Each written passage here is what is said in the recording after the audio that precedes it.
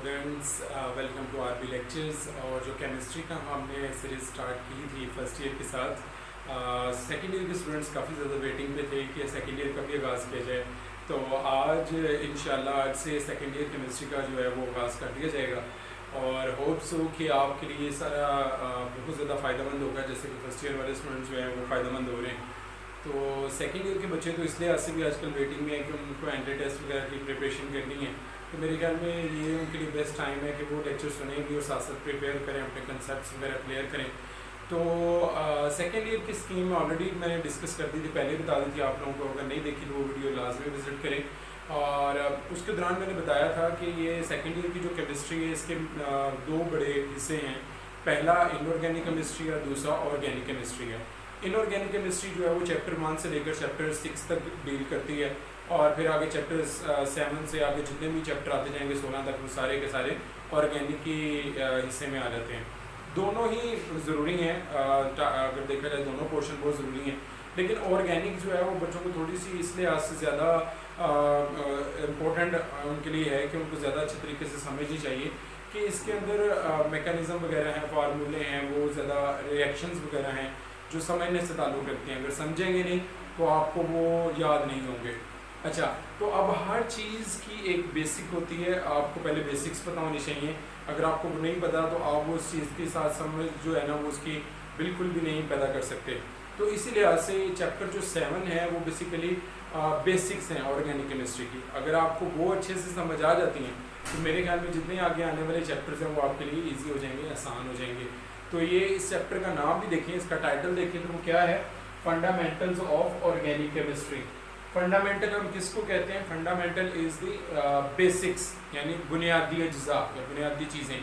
तो बेसिकली हम क्या करेंगे, ऑर्गेनिक केमिस्ट्री के इस बुनियादी जो चीज़ें हैं वो हम इसके अंदर सीखने की कोशिश करेंगे। अच्छा, सबसे पहले ये सवाल पैदा होता है कि ऑर्गेनिक केमिस्ट्री है क्या या ऑर्गेनिक कंपाउंड्स क्या हैं। तो उसी का थोड़ा सा उन्होंने हिस्टोरिकल बैकग्राउंड भी दिया है कि ऑर्गेनिक कंपाउंड्स के बारे में क्या नज़रियात थे। तो वो इंट्रोडक्शन के अंदर हम डिस्कस करते हैं, वो इम्पोर्टेंट है। लेकिन उससे भी इम्पोर्टेंट एक और बात बताता चलूँ कि आप लोग चूँकि एंट्री टेस्ट वगैरह की तैयारी कर रहे हैं सेकेंड ईयर के स्टूडेंट्स, तो मैं कोशिश करूँगा कि इन जो हमारे पास आएंगे टॉपिक्स वगैरह उससे रिलेटेड जो भी एंट्री टेस्ट के होंगे, MCQs वगैरह जो इम्पोर्टेंट होंगे, वो इन दी एंड में लेक्चर जो अपना कंक्लूड करने के बाद, यानी अपना लेक्चर पूरा डिलीवर करने के बाद एंड पे MCQs वगैरह डिस्कस करने की कोशिश करूँगा। तो आप लोगों ने पूरी वीडियो देखनी है और वीडियो देखने के बाद लाइक भी करना है और जो हमारा चैनल है इसको सब्सक्राइब भी करना है। तो इंट्रोडक्शन की तरफ आते हैं। ऑर्गेनिक कंपाउंड्स क्या हैं? जो अर्ली साइंटिस्ट थे, जो पहले थे, उनका क्या कंसेप्ट था? तो वो कहते हैं कि मोर देन 200 ईयर्स अगो, के 200 साल पहले जो साइंटिस्ट थे या केमिस्ट थे वो ये सोचते थे कि ऑर्गेनिक जो कंपाउंड्स हैं वो ऐसे कंपाउंड हैं जो जिंदा चीज़ों से हासिल किए जाते हैं। मतलब क्या था कि जो ऑर्गेनिक कंपाउंड्स हैं वो क्या हैं, वो ऑर्गेनिक कंपाउंड्स ऐसे कंपाउंड्स हैं जो कि सिर्फ और सिर्फ किससे हासिल किए जा सकते हैं? लिविंग थिंग्स से। लिविंग थिंग्स से यानी किससे? जिंदा चीज़ों से। अब जिंदा चीज़ें कौन कौन सी हो सकती हैं? उसके अंदर क्या चीज़ें आती हैं? प्लांट्स एंड एनिमल्स, कि वो सिर्फ पौधों से या जानवरों से ही हासिल किए जा सकते हैं। ऐसे कंपाउंड्स को हम क्या नाम देंगे? ऑर्गेनिक कंपाउंड्स का नाम देंगे। जबकि इनऑर्गेनिक कंपाउंड्स क्या होंगे? अब इसके वो बरअक्स होंगे। तो इनऑर्गेनिक कंपाउंड्स को हम क्या बोलेंगे कि ऐसे कंपाउंड्स जो कि बेजान चीज़ों से हासिल किए जाते थे उनको हम क्या कहते हैं? Inorganic compounds. मतलब कि ये उस वक्त की एक साइकी थी, उस सोच थी केमिस्ट लोगों की कि जो नॉन लिविंग थिंग्स होंगी ये उनसे हासिल किए जाते हैं। उन नॉन लिविंग थिंग्स के बारे में उसने ये भी बताया कि उनकी जगह हम ये कह सकते हैं कि वो हमारे पास क्या हो सकते हैं कि वो मिनरल सोर्सेज भी हो सकते हैं, कि मिनरल सोर्सेज वगैरह से वो हासिल की जो कंपाउंड्स होंगे उनको हम क्या नाम देंगे? इनऑर्गेनिक कंपाउंड्स का नाम देंगे। अच्छा, इन्हीं दो पॉइंट्स को या इसी कंसेप्ट को बेसिक बनाते हुए हमारे पास एक जो थ्योरी थी वो बनाई गई और वो थ्योरी जो है इन्हीं पॉइंट्स की बेस पे जानी जाती है, जिसको हम क्या नाम देते हैं? Vital force theory. ये आप लोगों ने लाजमी याद करनी है, वाइटल फोर्स थ्योरी, क्योंकि ये शॉर्ट क्वेश्चन इसके अंदर आ जाता है कि एक्सप्लेन वाइटल फोर्स थ्योरी, कि ये क्या है। तो ये वाइटल फोर्स थ्योरी हम उसके 2 पॉइंट्स ये लिख देंगे कि ऑर्गेनिक वाटर फोर्स थ्योरी ये कहती है कि ऑर्गेनिक कंपाउंड सिर्फ जिंदा चीज़ों से हासिल किए जा सकते हैं। ऑर्गेनिक कंपाउंड्स को हम इनऑर्गेनिक कंपाउंड से प्रिपेयर नहीं कर सकते, यानी उनको तैयार नहीं कर सकते। ये बेसिक वाटर फोर्स थ्योरी का कहना था, क्योंकि वो ये थी सोच उनकी कि ये जिंदा चीज़ों से हासिल किए जाते हैं ऑर्गेनिक कंपाउंड्स, तो जिंदा चीज़ों के अंदर एक ऐसी फोर्स पाई जाती है, मतलब इन कंपाउंड्स को बनाने के लिए एक ऐसी फोर्स की ज़रूरत होती है जो कि बेजान चीज़ों के अंदर मौजूद नहीं होती। तो इसलिए इसका नाम ही वाइटल फोर्स। वाइटल का मतलब क्या होता है, मतलब इम्पोर्टेंट या कह लो कि एक राजदाराना वाली एक ऐसी फोर्स जो कि सिर्फ नेचर ही बना सकती है, नेचर ही दे सकती है। तो ऐसे कंपाउंड जो है उनको हम ऑर्गेनिक कंपाउंड्स का नाम देंगे। और ये जो थ्योरी थी किसने पेश की थी, ये जैकब बेrzelius साहब है, उन्होंने बेसिकली ये थ्योरी पेश की थी। ये आप लोगों को नाम भी याद होने चाहिए ताकि एमसीक्यूज वगैरह अगर बन जाए तो आपको याद है। अच्छा, इस थ्योरी को बेसिकली क्या हुआ कि रिजेक्ट कर दिया गया कि आहिस्ता आहिस्ता जैसे जैसे मज़ीद स्टडीज़ हुई तो एक और जो केमिस्ट हैं वो सामने आए, साइंटिस्ट हैं वो सामने आए, उन्होंने कहा कि ये बात गलत है, आप लोग ऑर्गेनिक कंपाउंड अगर नहीं प्रिपेयर कर पा रहे तो इसका ये मतलब नहीं है कि वो जिंदा चीज़ों से अगर आप नहीं तैयार कर पा रहे तो वो ऑर्गेनिक कंपाउंड नहीं हो सकते। तो उन्होंने क्या किया, वो कौन से साहिब थे जिन्होंने इसको रिजेक्ट किया, वो हमारे पास आ जाते हैं फ्रेडरिक वूलर। क्या नाम है जी, फ्रेडरिक वूलर। उन्होंने आके इस थ्योरी को रिजेक्ट कर दिया, इन्होंने रिजेक्शन की, मतलब उसको गलत साबित कर दिया कि ये थ्योरी जो आप दे रहे हैं ये गलत है। उन्होंने किस बेस पे इसको गलत कहा, उन्होंने बेसिकली क्या किया कि एक इनऑर्गेनिक सब्सटेंस से उन्होंने एक ऑर्गेनिक जो कह लो कंपाउंड है वो तैयार कर लिया। क्या था वो, उन्होंने क्या किया, बेसिकली उन्होंने अमोनियम साइनाइड को यूज़ किया, NH4CNO। इसको हम अमोनियम साइनाइड बोलते हैं या अमोनियम साइनाइड बोलते हैं। अब ये क्या है, इसको क्यों अमोनियम साइनाइड, इसको इनऑर्गेनिक क्यों कहते हैं कि वाइट कलर का एक होता है हमारे पास सॉलिड होता है और इसकी बनावट कह लो या इसकी कंपोजिशन जो होती है वो इनऑर्गेनिक वाली होती है कंपाउंड्स की, तो इसलिए हम लोग इसको क्या कहते हैं कि हमारे पास इनऑर्गेनिक इन नेचर है। इससे उसने क्या किया कि इसके ज़रिए रिएक्शन करते हुए ये जो हमारे पास फ्रेडरिक वूलर साहब है, इन्होंने क्या जनरेट किया, यूरिया प्रिपेयर किया। इसको हम क्या नाम देते हैं, दिस इज यूरिया। और ये हमारे पास क्या है, अमोनियम साइनाइड। ये इनऑर्गेनिक नेचर में, जबकि ये क्या है, ऑर्गेनिक है। इसके ऑर्गेनिक होने का हमें कैसे पता चलेगा, क्योंकि यूरिया किसमें पाया जाता है, यूरिन के अंदर, यूरिन ऑफ मैमल्स। तो ये हमारे पास बेसिकली किसके अंदर पाया जाता है जी, मैमल्स के, मतलब जितने भी जानवर वगैरह हैं उनके अंदर एज ए वेस्ट जो है उनके यूरिन के अंदर यूरिया खारिज होता है। क्योंकि अब ये लिविंग थिंग से रिलीज हो रहा है, यानी उसके वेस्ट मटेरियल के तौर पर या एक्सक्रीटरी मटेरियल के तौर पर, तो इसलिए हम लोग इसको क्या नाम बोलेंगे कि ये ऑर्गेनिक इन नेचर है, ये ऑर्गेनिक कंपाउंड है। तो अब देखें इस कंसेप्ट ने, अब ये उन्होंने लेबोरेटरी के अंदर क्या किया था, प्रिपेयर किया था वूलर साहब ने।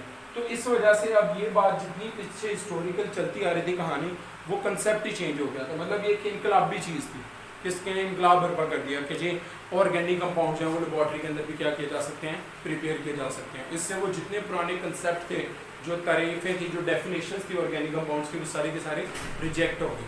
तो अब ज़रूरत ये पेश आई कि हम ऑर्गेनिक केमिस्ट्री को फिर दोबारा से रीडिफाइन करें on the basis of this कि उन्होंने इसको तैयार किया है। तो अब इस बेस पर उन्होंने क्या किया कि modern definition of organic chemistry जो है उसको फिर दोबारा से देखा गया और उसको डिफाइन किया गया।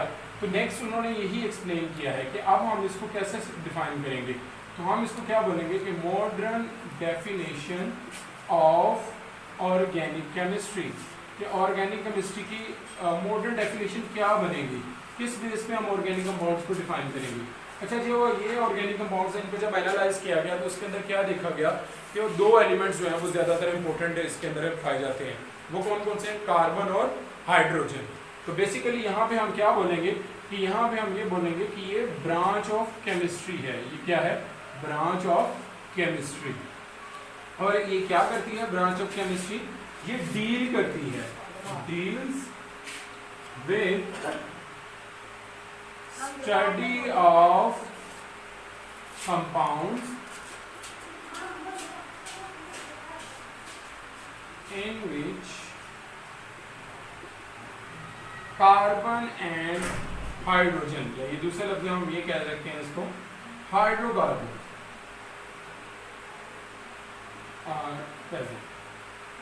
तो मतलब ऐसे कंपाउंड जिनके अंदर कार्बन और हाइड्रोजन मौजूद होंगे। दो इंपॉर्टेंट हमारे पास एलिमेंट जो है वो सामने हैं, कार्बन और हाइड्रोजन। ऐसे कंपाउंड्स को हम या तो हाइड्रोकार्बन्स बोलेंगे या हम क्या बोलेंगे, ऑर्गेनिक कंपाउंड्स का नाम देंगे। तो ये हमारे पास उसकी मॉडर्न डेफिनेशन आ गई। अच्छा, अब इसी बेस पे चूंकि लैब के अंदर एक काम शुरू हो गया, यूरिया बना लिया, अब फिर वो साइंटिस्ट ने ये काम शुरू कर दिया और ये काम चलता गया। अब हमारे पास मौजूदा millions of trillions of organic compound जो है वो एग्जिस्ट करते हैं। तो उन सब के अंदर अगर हम देखेंगे तो हमें ये दोनों एलिमेंट जो है ये एज ए प्रोमिनेंट एलिमेंट नजर आएंगे, मतलब वाजिया और एसेंशियल या अहम एलिमेंट्स जो है ये कार्बन और हाइड्रोजन मौजूद होंगे। लेकिन इसका हरगिज़ ये भी मतलब नहीं है कि आपको किसी भी कंपाउंड के अंदर अगर कार्बन नजर आता है तो आप उसको फ़ौरन आंखें बंद करके कह देंगे कि वो ऑर्गेनिक कंपाउंड है। तो ऐसा भी नहीं है। जैसे यहाँ पे वो बात करता है कि हमारे पास देखा जाए कार्बन डाइऑक्साइड की बात की जाए या कार्बन मोनोऑक्साइड की बात की जाए या इसके अलावा कार्बोनेट्स की बात की जाए या बाइकार्बोनेट्स की बात की जाए, तो ये नेचर में बेसिकली ऑर्गेनिक नहीं है। इनके अंदर कार्बन तो मौजूद है लेकिन ये ऑर्गेनिक नहीं है। ये नेचर में क्या है, इनऑर्गेनिक है। इनके अंदर जो प्रॉपर्टीज पाई जाती हैं वो क्या है, इनऑर्गेनिक हैं, वो ऑर्गेनिक नहीं है। और नॉर्मली चूंकि कार्बन इसके अंदर मौजूद है तो कार्बन 4 बॉन्ड बनाता है और वो शेयरिंग ऑफ इलेक्ट्रॉन करता है, तो इनके अंदर कोवलेंट लिंकेज पाया जाएगा। हम इन बातों को मजीद, अच्छा यहाँ पे ये भी आपने परेशान नहीं होना, सिर्फ अभी हम इसका बेसिक एक आइडिया ले रहे हैं कि ऑर्गेनिक कंपाउंड्स हैं क्या। जब हम उनको मजीद आगे आहिस्ता आहिस्ता डिस्कस करते जाएंगे तो चीज़ें मजीद एक्सप्लेन होती जाएंगी और वो ज़हन में बैठती चली जाएंगी। अच्छा, यहाँ पे एक और चीज़ कि ये हमारे पास अब मेरे ख्याल में कंसेप्ट आपका क्लियर हो गया होगा कि ऑर्गेनिक कंपाउंड्स हैं क्या। अब ऐसे कंपाउंड जब भी आपसे कोई पूछे तो हम क्या बोलेंगे, ऐसे कंपाउंड जिनके अंदर कार्बन और हाइड्रोजन मौजूद हो, ऐसे कंपाउंड्स को हम क्या नाम देंगे, ऑर्गेनिक कंपाउंड्स का नाम देंगे। अच्छा, ऑर्गेनिक कंपाउंड्स का नाम देंगे लेकिन इसके साथ साथ यहाँ पे हम इनके डेरिवेटिव्स को भी इसी कैटेगरी में लेके आते हैं। डेरिवेटिव क्या होता है, डेरिवेटिव ये होता है कि हम डिराइव कर रहे हैं, मतलब दो चीज़ों से मिला के एक नई चीज़ बना लें, तो वो भी क्या होगा, ऑर्गेनिक कंपाउंड ही होगा। तो मतलब कार्बन और हाइड्रोजन और इनके डेरिवेटिव की बात करें तो वो भी किस में आ जाएगा, ऑर्गेनिक कंपाउंड के अंदर ही आ जाएगा। अच्छा, इसी तरह सीक्वेंस वाइज आगे चलते जाएंगे। कुछ नेक्स्ट उन्होंने कुछ प्रॉपर्टीज डिस्कस की हुई हैं, वो प्रॉपर्टीज हम नेक्स्ट वीडियो के अंदर देखेंगे। लेकिन उससे जाने से पहले यहाँ पे एक चीज़ नोट कीजिएगा, यहाँ पे हमें एक कंपाउंड नजर आ रहा है, दैट इज यूरिया। इस यूरिया के अंदर देखें तो आपने मुझे ये बताना है कि कौन से फंक्शनल ग्रुप्स मौजूद हैं। अब ये एमसीक्यूज एक बन सकता है। मैं अक्सर बच्चों से पूछता हूँ तो बच्चे मुझे डिफरेंट किस्म का आंसर देते हैं कि इसके अंदर ये वाला फंक्शनल ग्रुप है, इसके अंदर ये वाला फंक्शनल ग्रुप है। तो ये आप लोगों ने मुझे बताना है, और अगर कमेंट सेक्शन में मुझे आंसर ना आया तो फिर मैं कोशिश करूँगा कि नेक्स्ट वीडियो में आपको पहले इसका आंसर बताऊँ, फिर हम आगे फॉरवर्ड मूव करेंगे। होप सो आप लोगों को समझ आया होगा, और in the end thank you so much.